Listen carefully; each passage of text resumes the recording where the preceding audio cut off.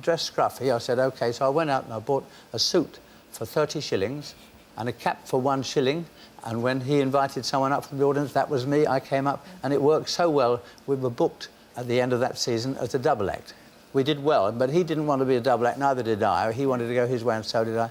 But that's how it all started, with the Gump suit. This great Gump character that he created, this sort of ill-fitting suit and this sort of the cheeky cap to one side, was this icon. I mean, I put Norman's sort of Gump character in the same league as Chaplin's Tramp. It sort of fits that comedy icon, the little boy lost, that we all love.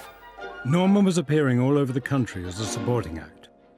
By chance, one of the biggest stars of the day caught his performance.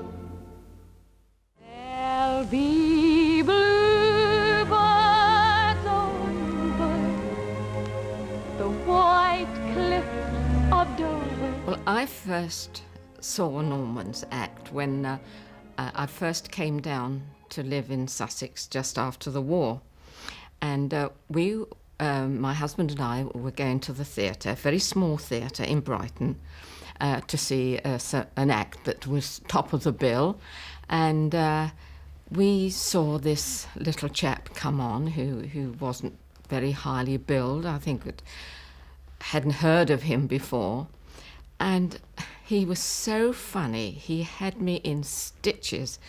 And it takes a lot, really, to make me laugh the way that I laughed. And I thoroughly enjoyed it. And I thought, well, I've never seen or heard of him before, but he really is going to go somewhere.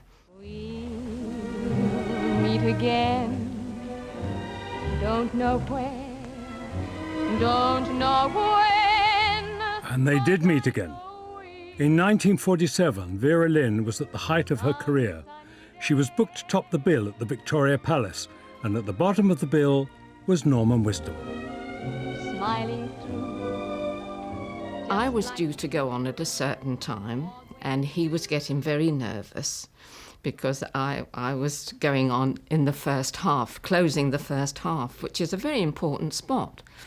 And he was getting very nervous, and I didn't mind what time I went on, so I said, would you like to swap places? So he said, oh, yes, could I please? Yes, he said, I'd like to get it over. He received 3 ovations. Vera's generous act was the turning point of his career. I really didn't think any more about it. But then the first time I met him after the occasion, he reminded me, and every time we met, he reminded me. And he used to say how much he owed me. He didn't owe me anything. Whatever he achieved, he owed to his own talent. Norman was about to become one of the top entertainers of the era. In the audience at the Victoria Palace was the agent Billy Marsh, the man who would launch Norman's career in films. Billy was one of the most respected agents in the business. Everybody knew Billy. He was with the Delphont organisation, and Billy made a point of trying to make all these sort of up-and-coming people into major stars, Morecambe and Wise, Bruce Forsyth, and of course Norman. And Billy also went across to America with him and really looked after his career, and they became great friends as well. It was Billy Marsh who secured Norman's 7-year contract with the Rank organisation. Norman's debut as a film star was in the 1953 release of Trouble in Store, where Norman played a hapless shop assistant called Norman Pitkin.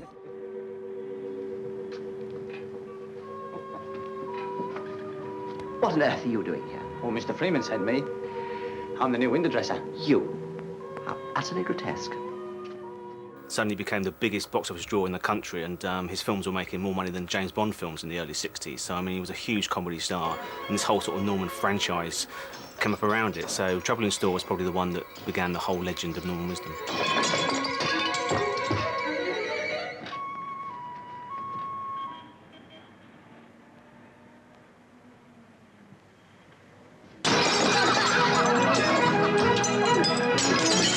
I remember him telling me about the night he became a star. I imagine Ranks made his first film, you know, under sufferance and, oh, well, with a low budget and all of that.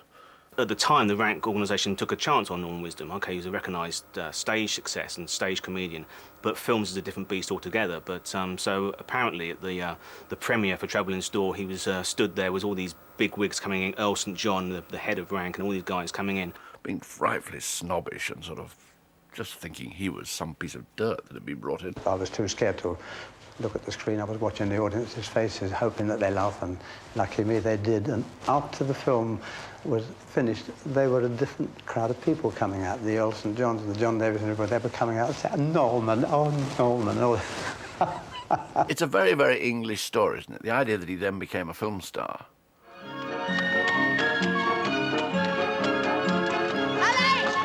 Sally, look, you forgot your handbag! Sally, you won't be able to pay your fare!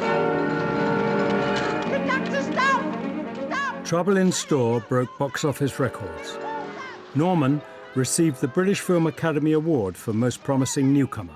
He would go on to star in 17 further films.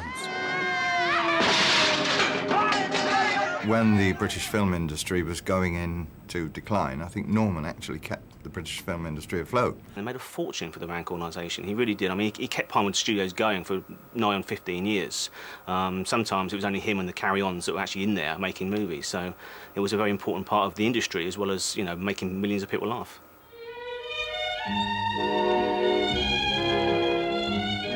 The film plots were based on recurring themes. The character, Norman Pitkin, the good guy, pulling through against the odds and always getting the girl.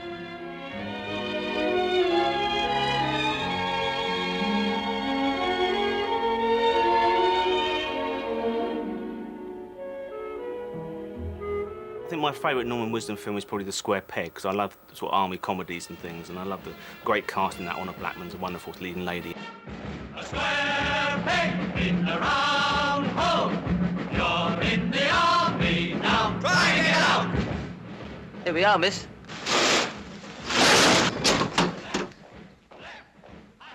Why don't you look where you're going, lunatic? I seem to remember that I was an officer in the army, and at the beginning of the film I'm based in England, and that's where Wizzy sees me and falls in love with me. Well, he was a little private, wasn't he, Private Pitkin? And God knows how the army put up with him, I don't know. Mr. Grimsdale. She saluted me. I think I'll have another one. There was one particular scene where he's just learnt to salute, and he sees me coming along and he thinks how wonderful he can salute. And so he keeps running ahead and hiding around corners and everything to give himself the opportunity of saluting again. I don't remember what my reaction was. A raised eyebrow, I should think. Haven't I seen you somewhere before? Yes, miss. Last time we met, I was in Civvy Street. Norman's character was often pitted against an authority figure, memorably played by Edward Chapman. A scenario which gave Norman his most famous line. Mr. Grimsdale! Pitkin, how many more times do I have to tell you we're not here to give all the dogs of the neighbourhood free meat? It was mostly bone, Mr. Grimsdale. Good morning, Mr. Grimsdale. Over the years, many fine actors also took on the role of the straight man. Hello. The late David Lodge appeared in many hits, such as The Bulldog Breed and On the Beat. And that's what you have to copy. When there's a comic and the straight man, the better the straight man, the funnier the comic. And he was aware of that because years before me, he had Jerry Desmond, who was not only a fine-looking man who was tall, but he had power. You've got to have that certain power for him to bounce off.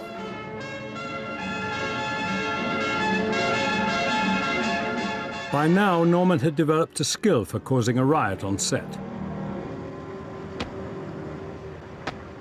We laughed. I used to look forward to going to work. Now, pick